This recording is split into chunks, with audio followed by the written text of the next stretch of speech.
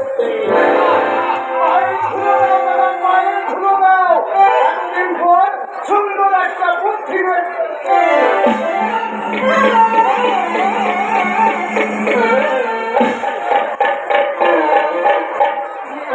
কথাই বলে বিচক্ষণ লোকের সঙ্গে নরকে যাও, ভালো করে নরকে তুমি যাবে কেন? হ্যাঁ, নরকে তুমি যাবে কেন?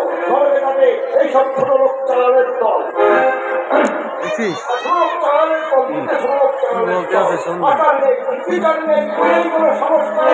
সবাই নাকি ওই হরিচরণের মতো সব ব্যবচার। আমি ব্যবচার ধর্ম চরিতার্থ করতে এক নতুন কৌশল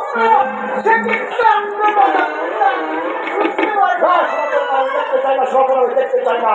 পড়াশোনা করো ভালো, ছোট লোক মহাপুরুষের জন্ম হয় না।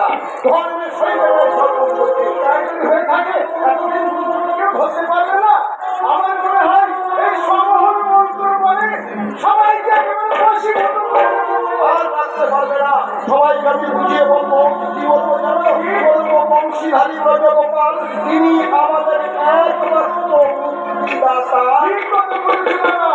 তোমার কথাই বেদ বাক্য। বলি আমরা কি আর দেশে ব্রাহ্মণ?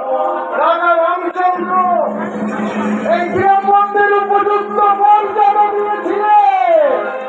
রামচন্দ্র ব্রাহ্মণের মর্যাদা দিতে গিয়ে তপস্যার সম্মুখে মৃত্যুদণ্ড দিয়েছিলেন। তুমি? হ্যাঁ বাবা, আমি ভাই নেই।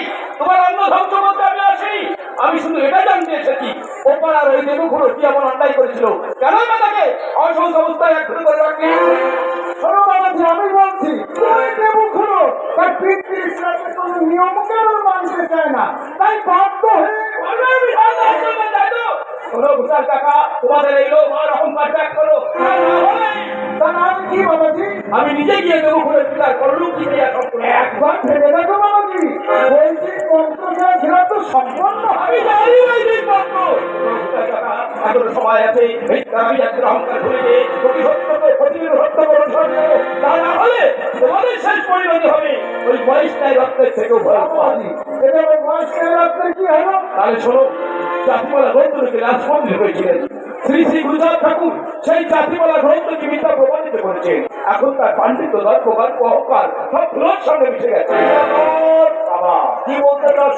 বলতে চাই এই যে এখনো সময় আছে। মিথ্যা অভিনেত্রী অহংকার ভুলিকে প্রকৃত সত্যকে অনুসরণ করো। তোর মতো একটা মূর্খের কথা আমি হিন্দু বলে শুনতে চাই না।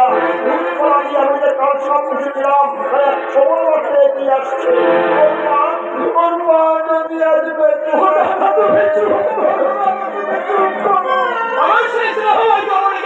তুমি এই সুন্দর পৃথিবী থেকে চিরদূরের মধ্যে সরিয়ে দিয়েছো বাবা। সব মিথ্যে কথা। মিথ্যা কথা নাই বাবা, মিথ্যা কথা নাই বাবা। অনেক কথা আমি সহ্য করেছি। অনেক যাও ঘরে বাইরে চলে যাও। তা না হলে কিন্তু অভিশাপ দেবী কোন ফল। তোমাকে ছেড়ে আমি গুরুচাঁদ ঠাকুরের চরণে আশ্রয় নিয়েছি। সারাটা জীবন শুধু দেখেছি ঠাকুর এই জন্মে তো আমার ব্রাহ্মণ কুলে জন্ম হয়েছে, তাই ভালোভাবে তোমাকে আমি ডাকতে পারি। তাই বড় জন্ম বলে যদি কিছু থাকে ওগো ঠাকুর, আমাকে যেন কোনো মতো অভাব্য মায়ের করে জন্ম দিও। আমি যেন সারাটা জীবন তোমার চরণ ধরে কেঁদে কেঁদে বলতে পারি ওগো ঠাকুর